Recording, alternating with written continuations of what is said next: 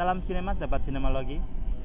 Film Perahu Kertas 1 dan 2 yang disutradarai oleh Hanung Bramantyo adalah hasil adaptasi dari novel yang berjudul sama karya Dewi Lestari. Dia sendiri menulis skenario ini dan sekaligus muncul sebentar sebagai cameo. Seperti terlihat di posternya, film ini mengisahkan 4 orang yang berusaha untuk menggapai mimpi dan cinta mereka, cinta segi 4. Sebuah perjalanan panjang yang penuh dengan gelombang. Kisahnya bersetting waktu tahun 99 hingga 2006, cukup panjang dan kompleks. Tapi karena penulis skenario dan penulis novelnya ini adalah orang yang sama, maka film ini berhasil menampilkan detail-detail cerita yang oke. Maudy Ayunda berperan sebagai Kuki yang sejak remaja dia berprestasi dalam bidang penulisan, terutama menulis dongeng. Anaknya tomboy, eksentrik, aktif, dan penuh imajinasi. Adipati Dolken menjadi Kinan yang berbakat menggambar, tapi terpaksa kuliah di jurusan ekonomi karena paksaan sang ayah. Tujuannya untuk meneruskan perusahaan keluarga. Mereka diperkenalkan oleh sahabat mereka dan mulailah tumbuh benih-benih suka. Mereka saling melengkapi dan saling memotivasi untuk menggapai mimpi masing-masing. Di tengah perjalanan dan setelah beberapa kali diterjang gelombang, muncullah Remy dan Lude dalam kisah hidup mereka. Remy diperankan oleh Reza Rahadian, eksekutif muda, anak ahensi yang sukses di usia 20-an. Pasti bacaannya majalah Cakram nih. Sedangkan Lude diperankan oleh debutan Eliza Mulacela. Lude adalah perempuan Bali yang kalem dan mencoba memilih hati Kinan. Yang saya suka dari kisah keempatnya adalah porsi mereka ditampilkan secara pas. Kita tahu latar belakang mereka, lingkungan sekitar mereka, tujuan mereka, dan sebagainya. Jadi ketika masing-masing tokoh mengambil keputusan ini dan itu, kita sebagai penonton menganggap hal itu wajar dan cukup realistis. Ini salah satu kelebihan dari Perahu Kertas. Adegan-adegannya juga cukup lembut. Jadi tidak akan ada adegan hiperbolis, pasangan berantem-berantem, kemudian teriak-teriak, terus sambil melotot gitu, yang mungkin bisa kita jumpai di film dengan tema sejenis. Karena film ini lebih bercerita melalui dialog. Visualisasinya pun cukup indah. Yang menarik adalah sinematografer Fauzan Rizal banyak menampilkan foreground dalam frame di film ini.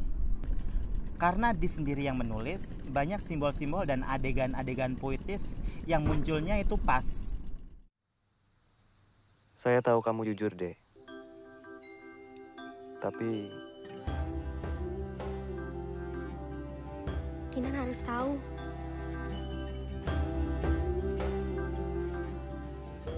Anggap ini langit. Sepertinya langit itu kosong. Tapi kita tahu, langit itu tidak pernah kosong. Langit itu cuma ketutup awan. Kinan harus percaya itu. Kalau Kinan bisa menyibak awan itu, kanvas ini tidak akan pernah kosong lagi. Ada satu adegan kecil yang lucu, yaitu saat Kinan jadi orang kantoran dan bertemu dengan Remy. Ternyata dia mengendarai mobil dan memakai jam tangan yang sama dengan Remy. Apakah ini artinya Kinan menjadi orang yang generik dan predictable? Memang film Perahu Kertas ini sangat mendukung pemberdayaan ekonomi kreatif sih. Lebih spesifik lagi, keahlian menulis dan melukis. Juga mengajar secara kreatif. Satu kekurangan minor menurut saya yaitu sekolah alit, tempat Kuki mengajar yang dimunculkan di awal bagian kedua. Menurut saya adegan itu kurang mengena karena ditampilkan secara tiba-tiba. Karena minimnya penggambaran sekolah alit itu, maka penonton menjadi kurang bisa dekat dengan sekolah itu. Jadinya ya sekedar menjadi tempat Kuki mengajar.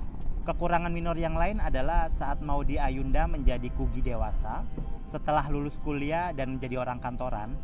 Maudy Ayunda ini dia memiliki wajah imut, baby face, dan saat film diproduksi baru berusia 17 tahun. Jadi misalnya saat adegan romantis bareng Remy di pinggir pantai, Kugi terlihat masih sangat bocah di sebelah Reza Rahadian yang sudah 24 tahun. Tapi secara umum Maudy Ayunda enak dilihat saat memerankan Kugi yang ceria. Film ini memang terbagi dua, tapi saya anggap lebih pas untuk mengulasnya dalam satu kesatuan. Quentin Tarantino juga pernah menggabungkan filmnya, yaitu Kill Bill volume 1 dan 2, menjadi satu film utuh berdurasi 4 jam 7 menit. Maka dari itu kami menilai kedua film Perahu Kertas itu secara langsung saja. Meski diangkat dari novel, saya memilih untuk tidak membahas perbedaan antara buku dan film karena keduanya adalah medium yang berbeda. Film ini naskahnya solid, dialognya juga berisi dan dalam, penampilan para pemerannya oke, meski tak ada yang istimewa, lagu-lagu yang mengiringi sangat enak dan memorable, dan yang paling penting, jangan takut menjadi pemimpi. 3,5 bintang.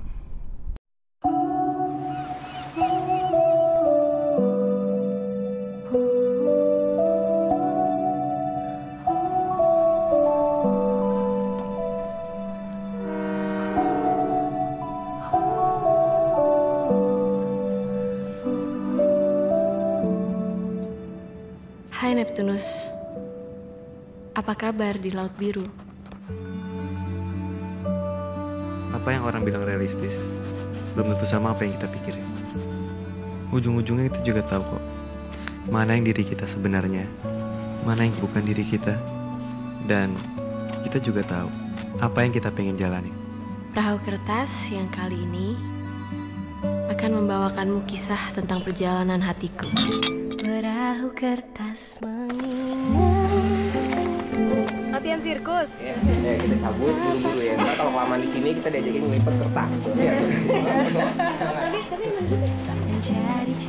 Hari ini aku bermimpi. Aku bermimpi menuliskan buku dongeng pertamaku. Sejak kamu membuatkanku gambar-gambar ini, aku merasa mimpiku semakin dekat. Karena bersama kamu, aku tidak takut lagi jadi pemimpi. Kisah tentang kejujuran hati, keterbukaan perasaan, tapi terhalang oleh perasaan lain.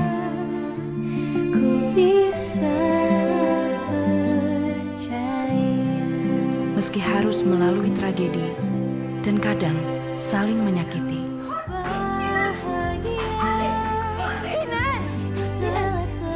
I'm just trying to help you.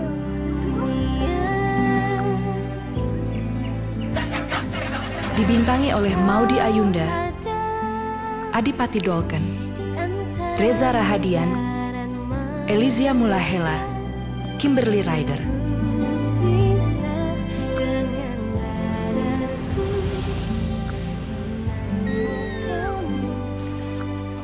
Perahu Kertas, sebuah film tentang catatan hati, cinta, kejujuran atas perasaan sendiri. Siap berlayar di Lebaran 2012. Demikianlah sahabat Sinemalogi, ulasan singkat dari kami. Jangan lupa like, comment, and subscribe, dan juga aktifkan lonceng YouTube Sinemalogi. Ikuti akun Instagram dan Twitter kami. Sampai jumpa, semoga dongeng kita menjadi kenyataan.